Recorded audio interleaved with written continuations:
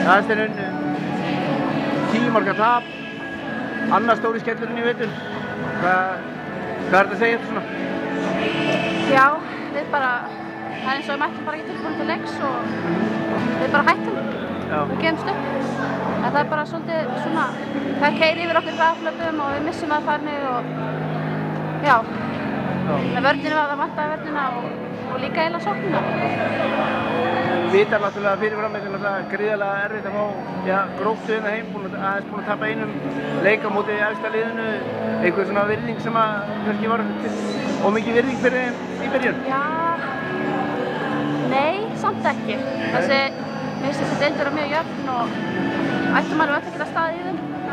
Það vantar eitthvað samt, ég veit ekki hvað það er. Svona, já. Þau eru kannski ekki nógu fljótar tilbaka og ekki nógu fljótar upp. Eitthvað svona, já.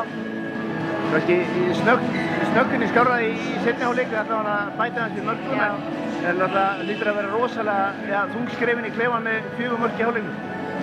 Já, það var ekki gott en á móti kemur að það skora 12 mörk á okkur og sem er ágætis vörn en bara við vorum ekki að nýta færin nógu vel. Og sjá það svolítið eins og í þessum leik og í seinni hálfleik þeir eru konur einar inn og í dauðafæri láta verja og svo náttúrulega eru boltar í stöngin og þetta er náttúrulega, þetta telur. Þetta telur, já.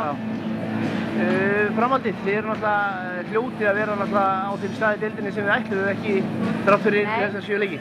Nei, það var ekki markmið. Það er bara að gera að halda áfram og bara upp með hausinn. Það þýðir ekkert annað. Nei, það er svolítið. Takk fyrir það.